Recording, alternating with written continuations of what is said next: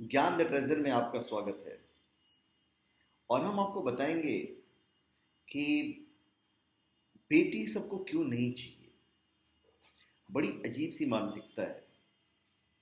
माँ, पत्नी सभी पुरुषों को चाहिए, पर बेटियों को पैदा होने पर दिल से वाकई में खुश होने वाले पुरुष बहुत ही कम मिलते हैं। लड़का लड़की की समानता पर घंटों उपदेश देने वाले के घर में भी अगर लड़की पैदा हो जाती है तो कहीं ना कहीं उनके दिल के कोने में तकलीफ पैदा होने लगती है। आखिर ऐसी क्या वजह है कि अच्छे से अच्छे पढ़े लिखे और अमीर लोग के घर भी लड़की पैदा होने पर उतनी खुशी नहीं होती है जितना लड़का पैदा होने पर होता है। हमने कुछ 100-150 लोग से इस बारे में बात की, तो मुख्य वजह जो सामने आई वो बड़ी ही बचकानी सी थी। सबसे मुख्य वजह है कि ज़्यादातर माता पिता मानते हैं कि इस घोर भ्रष्ट माहौल में लड़कियों को बचपना बीतने के बाद से ही लगभग प्रौढ़ावस्था तक उनकी सुरक्षा के लिए किसी न किसी पुरुष की जरूरत पड़ती है, जबकि लड़कों के साथ ऐसा नहीं है। ऐसा माता पिताओं का मानना है।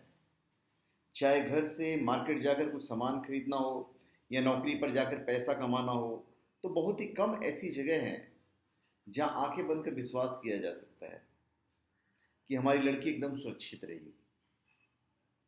मतलब लड़की घर से बाहर निकलती है तब से लेकर उसके घर में सुरक्षित वापस लौटने तक मन में कहीं ना कहीं थोड़ी बहुत चिंता बनी रहती है।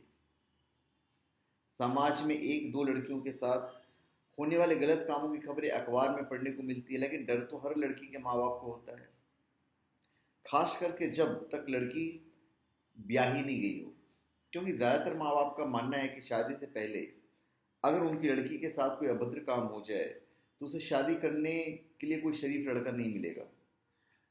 और इन माताओं पिताओं का यह भी मानना है कि लड़कियों लड़कों की तुलना में ज़्यादा सीधी सादी और भोली भाली होती है, इसलिए भी कोई धूर्त टाइप का लड़का उन्हें बहला फुसला कर उनकी ज़िंदगी खराब कर सकता है।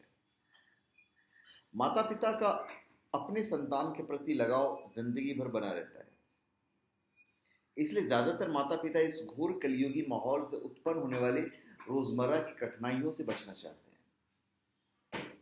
अर्थात सारांश रूप में यही चाहते हैं कि उनको बेटा ही पैदा हो, जिससे कम से कम टेंशन में अधिक से अधिक संतान द्वारा सुख प्राप्त किया जा सके। बेटा सुख देगा कि बेटी सुख देगी, इसका सिर्फ बेटा या बेटी होने से कभी भी अंदाजा नहीं लगाया जा सकता है। क्योंकि इस घोर कलयुग में प्रतिदिन जहां बेटे द्वारा अपने माता पिता को सताने की बातें सुनने को मिल रही है, वहीं बेटियों द्वारा भी माँ बाप को पीड़ा पहुंचाने के किस्से सुनने को मिलते हैं। बेटा या बेटी अपने माँ बाप को सुख देंगे या दुख, यह बात मुख्यतः निर्भर करती है उनकी परवरिश पर और उनके जीन्स में आए उनके पूर्वजों के संस्कार पर। कुछ मूर्धन्य समाजशास्त्री माता पिता द्वारा लड़कियों के पैदा होने पर इस मुख्य चिंता की वजह का हल बताते हैं, और यह हल भी वजह की तरह बहुत सीधा है। हल है कि लड़कियों के लिए असुरक्षित माहौल पैदा ही नहीं होने दिया जाए, और अगर दुर्भाग्यवश असुरक्षित माहौल पैदा हो भी गया तो उन्हें उस माहौल से निपटने का तरीका सुझाया जाए। असुरक्षित माहौल पैदा ना हो, इसके भी दो तरीके हैं। एक तो उस माहौल की गवर्निंग बॉडी इतनी सख्त हो कि ऐसी नौबत ही नहीं पैदा हो, जिसका बहुत बढ़िया उदाहरण है गुजरात, जहां मोदी जी ने अपने शासनकाल में इतनी तगड़ी और सतर्क कानून व्यवस्था बना दी कि महिलाएं अकेले भी रातों में गहनों से सज धज कर बेखौफ निकल सकती हैं। किसी भी प्रदेश की कानून व्यवस्था पूरी तरह से वहां के मुख्यमंत्री की जिम्मेदारी होती है, और अगर किसी प्रदेश का मुख्यमंत्री 5 साल में महिलाओं और बच्चों तक के लिए भी भय मुक्त समाज नहीं बना पाया, तो फिर आप ये समझ लीजिए कि वो दोबारा मुख्यमंत्री बनने लायक नहीं है। असुरक्षित माहौल ना पैदा होने देने से लड़कियां खुद भी बहुत कुछ मदद कर सकती है, जैसे कि मर्यादित कपड़े पहनकर, अपने किसी भी तरह के स्वार्थ के लिए या लोगों से स्पेशल अटेंशन पाने के लिए। और अमर्यादित कपड़े पहनने वाली महिलाएं पूरे समाज में अश्लीलता का जहर फैला देती हैं। जिसका शिकार देर सवेर कोई न कोई महिला बन जाती है।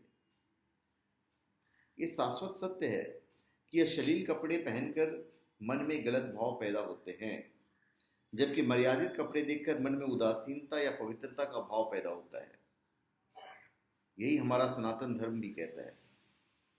अगर दुर्भाग्यवश असुरक्षित माहौल पैदा हो गया हो तो उससे निपटने के लिए मार्शल आर्ट्स जैसे जूडो कराटे वगैरह जो है, मार्शल आर्ट्स का इस्तेमाल या किसी सिक्योरिटी पर्सनल या एक्सपेरिमेंट्स जैसे जलन पैदा करने वाले स्प्रे इत्यादि का इस्तेमाल करना चाहिए। कई सामाजिक संगठन कई बार ये आवाज़ उठा चुके हैं कि महिलाओं को प्राइमरी लेवल से ही मार्शल आर्ट्स की ट्रेनिंग अनिवार्य कर देना चाहिए, जिससे उनके ऊपर से अबला वाला जो टाइटल है वो हट जाए और वे अपने साथ कभी भी हो सकने वाले हिंसा से अपने आप को बचा सके, रक्षा कर सके। मार्शल आर्ट सीखने के ढेरों अन्य शारीरिक फायदे भी हैं, जैसे आजीवन शरीर के जॉइंट्स जैसे घुटने इत्यादि और अंगों में ताकत बनी रहती है, मोटापा नहीं होता है, शरीर हमेशा स्लिम ट्रिम और छरहरा बना रहेगा, और डायबिटीज़, ब्लड प्रेशर और अन्य हार्ट डिसीज यदि होने के चांस नहीं रहेंगे, क्योंकि मार्शल आर्ट्स की डेली आधे घंटे के लिए भी की गई प्रैक्टिस से पूरे शरीर की हैवी एक्सरसाइज हो जाती है। कुछ माँ बाप का सोचना होता है कि मार्शल आर्ट सीखने से लड़कियों का स्वभाव हिंसक हो जाता है, बड़ी वाहियात टाइप की सोच है, जबकि वास्तव में ज़्यादातर केसेस में ठीक इसका उल्टा होता है, क्योंकि मार्शल आर्ट्स में सफलता पाने के लिए सबसे पहले कड़े अनुशासन में मन की भावनाओं को वश में करना सिखाया जाता है। वास्तव में मार्शल आर्ट्स का सबसे जो ज्ञान है सबसे पहले भगवान बुद्ध ने भारतवर्ष में उन तपस्वी साधुओं को दिया था जो घंघोर और खतरनाक जंगल में एकदम अकेले रहकर तपस्या करते थे। भारत से यह विद्या चीन और जापान तक पहुंची, जहां लोगों ने इसका आधुनिक नाम मार्शल आर्ट्स, जूडो कराटे या ताइक्वांडो जैसा रख दिया। मार्शल आर्ट सीखने के बाद लड़कियों में इतना कॉन्फिडेंस आ जाता है कि उन्हें छोटी छोटी बातों पर गुस्सा आना बंद हो जाता है और उनके स्वभाव से चिड़चिड़ापन कम होकर खुशनुमापन बढ़ जाता है। इसलिए कई बार मार्शल आर्ट्स की वजह से पति पत्नी के बीच में होने वाले झगड़ों को कम होता देखा जाता है। विदेशों में तो 45 साल से ऊपर की माताओं को भी बड़ी लगन से मार्शल आर्ट सीखते हुए देखा गया है, क्योंकि उन्हें अपनी सुरक्षा के साथ साथ अपना खोया हुआ किशोरावस्था का फिगर भी बनाना होता है। कुछ लोगों का सोचना होता है कि अगर लड़कियां पढ़ लिख कर कोई भी बड़ी अधिकारी बन जाए तो फिर किसकी मजाल कि उसके साथ कोई बुरा बर्ताव कर सके। सॉरी। इस बात का जवाब वे घटनाएं देती हैं जब विधानसभा में, कोर्ट में या सीनियर महिला पुलिस अधिकारी के साथ भी असभ्य होने के साथ वारदात सुनी गई है। महिला भले ही शादीशुदा हो जाए या प्रौढ़ हो जाए, लेकिन उसके साथ अगर कोई भी बुरा काम होता है तो उसके जीवित माता पिता को जरूर दुख होता है। इसलिए व्यवहारिक जिंदगी में महिलाओं के साथ हमेशा जुड़े रहने वाले इन खतरों की वजह से बहुत से माँ बाप लड़की पैदा होने पर चिंतित हो जाते हैं। हालांकि चिंतित होना बिल्कुल बेकार है, पर अगर लड़की पैदा ना हो तो दुनिया ही खत्म हो जाएगी। इसलिए कुछ ठोस कदम उठाकर लड़की पैदा न करने वाली मानसिकता से उबरना निहायत ही जरूरी है। लड़कियों को मर्यादित कपड़े पहनने की ट्रेनिंग बचपन से ही देना चाहिए, क्योंकि बचपन में किसी बच्चे का जो माइंड सेट एक बार फिक्स हो जाता है वो पूरी ज़िंदगी बदल पाना मुश्किल होता है। ऐसे बहुत से माँ बाप हैं जो अपनी बेटी के द्वारा कम कपड़े पहनने की आदत से बहुत परेशान हो चुके हैं, क्योंकि उनकी लड़की उनके आदेश की बिल्कुल परवाह नहीं करते हुए सरेआम या चुपके चुपके अपने फ्रेंड्स को इम्प्रेस करने के लिए अमर्यादित छोटे कपड़े पहनती है और अपने माँ बाप को ओल्ड फैशन या आउटडेटेड बुढ़े लोग कहकर नकार देती है। ऐसी लड़कियों की इन आदतों के पीछे मुख्य दोष उन्हीं के माँ बाप का होता है, जिन्होंने समाज की नज़र में अपने आप को मॉडर्न, हाई सोसाइटी के रिच पर्सन दिखाने के लिए अपनी बेटी को बचपन से ही खूब छोटे छोटे कपड़े पहने।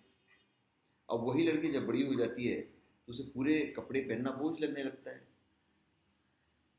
ऐसे माँ बाप का दिल बहुत ही डरा होता है जब तक उनकी लड़की छोटे कपड़े पहनकर घर से बाहर जाती है, क्योंकि उन्हें अपने सामाजिक अनुभव से पता है कि उनकी लड़की के अगल बगल घूमने फिरने वाले धूर्त किस्म के लड़के कभी भी उनकी लड़की के साथ कोई कांड कर सकते हैं।